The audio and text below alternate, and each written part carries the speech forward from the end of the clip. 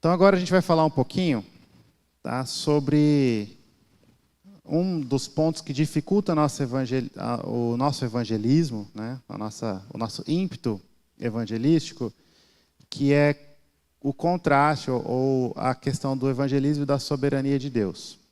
Tá? Então a gente vai falar sobre o evangelismo e a soberania de Deus. São amigos ou inimigos? Por que isso é importante falar disso num curso sobre evangelismo? Porque a maneira que você entende essa relação vai inevitavelmente ditar a maneira que você encara o evangelismo.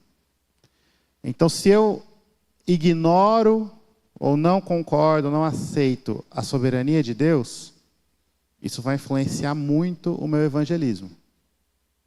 E provavelmente o meu evangelismo é controlado por um pragmatismo.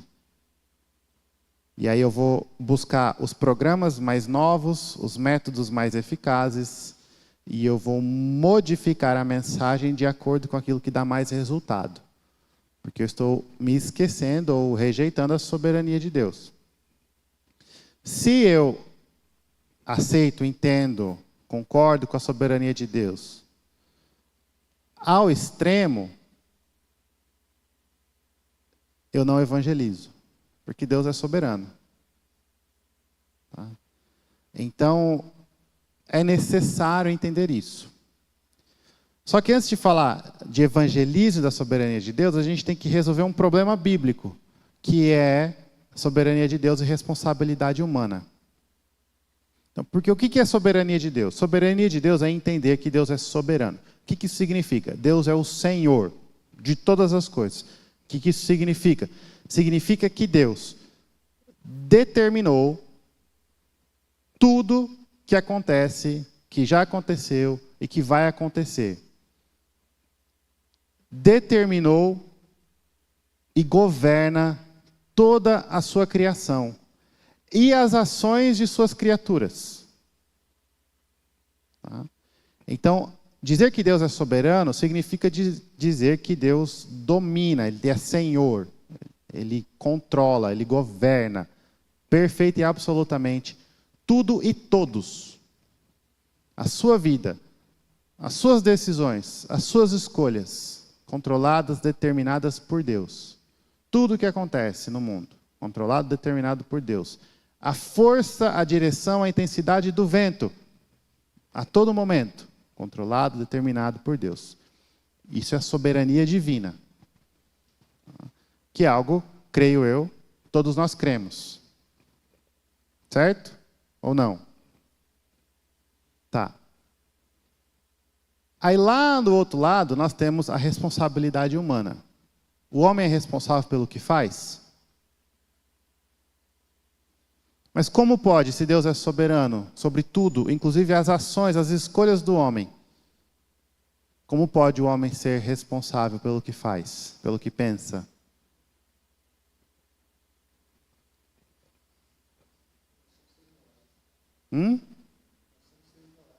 Nós somos seres morais.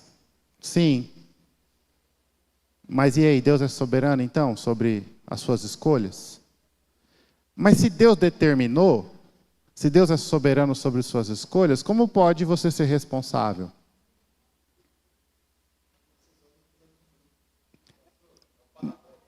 Mas Deus não determinou as suas obras? Pode, pega o microfone. Agora nós vamos debater a roda aqui. O negócio vai pegar fogo agora.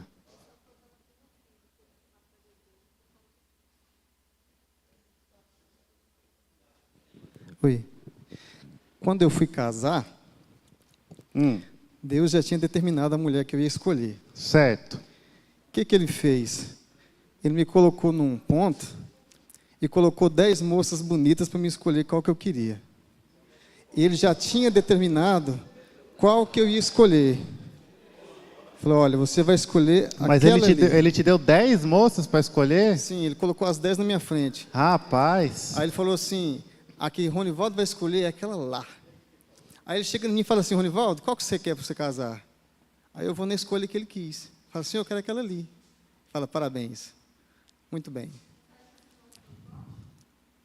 Não. Eu acredito que nós vivemos como se fosse o filme Matrix, onde todas as cenas já foram programadas por alguém antes. Vixe, vamos parar, que tá, começou.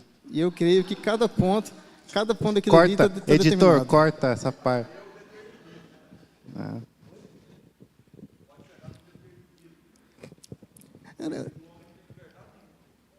Eu penso assim, se uma folha não cai do céu, se Deus não permitir, e se todos os fios de cabelo da minha cabeça estão contados, por que as demais coisas não estariam? Eu não falei que não estão. Eu sou time soberania de Deus, sou calvinista. Então, assim, Mas eu te pergunto, e como pode, então, você ser responsável pelas suas ações? porque as minhas obras vão me acompanhar.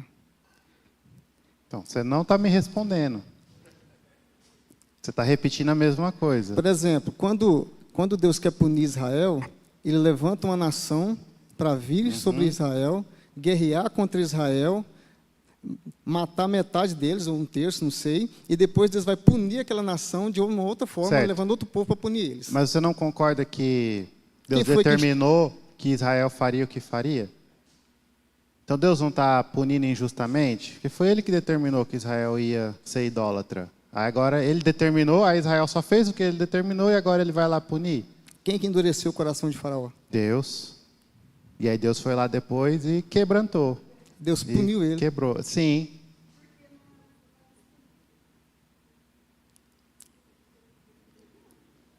Mas aí...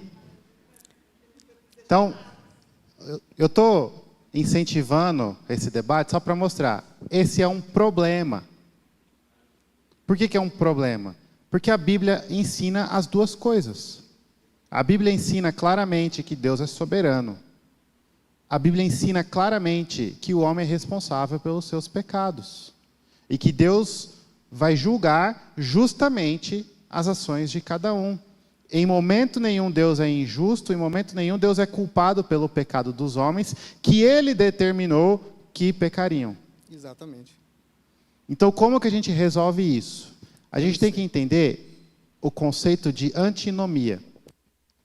Antinomia é um termo técnico para duas verdades que são verdades paralelas. Pode parecer contraditórias, mas são duas verdades. Tá? Então, o termo técnico, né, a explicação técnica é uma afirmação simultânea de duas proposições contraditórias entre si. Existem antinomias em várias áreas do estudo. Na física, por exemplo, existe antinomia que diz que é sobre a luz. A luz, ela é tratada como onda e ela é tratada como partícula. Só que uma partícula não é onda, uma onda não é partícula. E uma partícula você calcula de um jeito, onda você de outro jeito. Mas a luz, ela às vezes você consegue comprovar, é uma partícula. E outras vezes você faz outros experimentos e você comprova, é uma onda. E aí? É uma antinomia. No direito existem antinomias jurídicas. Que aí eu chamo o meu assessor de direito ali que vai poder dar exemplos, mas existem questões assim. Na Bíblia existe a questão da soberania de Deus e a responsabilidade humana. Antinomia não é paradoxo. Paradoxo é uma ferramenta de linguagem. Paradoxo parece ser contraditório, mas ele é dispensável. Ou seja, você consegue resolver um paradoxo.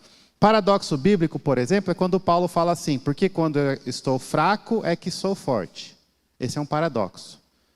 Mas o paradoxo a gente resolve e a gente concilia. O que Paulo está querendo dizer? É só olhar para o contexto. Ele está falando que nos momentos em que ele se sente mais fraco, Cristo o fortalece. Então, nos momentos em que ele é fraco, é que ele é forte. Então a gente consegue remover o paradoxo e resolver. Antinomia a gente não remove nem resolve. Então a gente tem que Packer fala exatamente isso. O que fazer com antinomias? Aceitá-las. Aceitá-las. E entender que nós somos limitados e nos submeter ao Deus que ensina essas coisas. Então, é uma antinomia. Eu fiz esse debate aqui, não é porque eu vou conseguir resolver, eu vou ter a resposta secreta que vai acabar com esses problemas e resolver todos os debates. Não. Eu acho que a resposta é, eu não sei como, mas é. Eu não sei porquê, mas é. Porque a Bíblia ensina. A Bíblia ensina que Deus é soberano, a Bíblia ensina que o homem é responsável por suas ações. Deus determinou a queda, Adão caiu porque quis. Deus determinou tudo o que acontece. Inclusive, 1 de 10 que ele escolheu. Mas ele escolheu porque ele quis.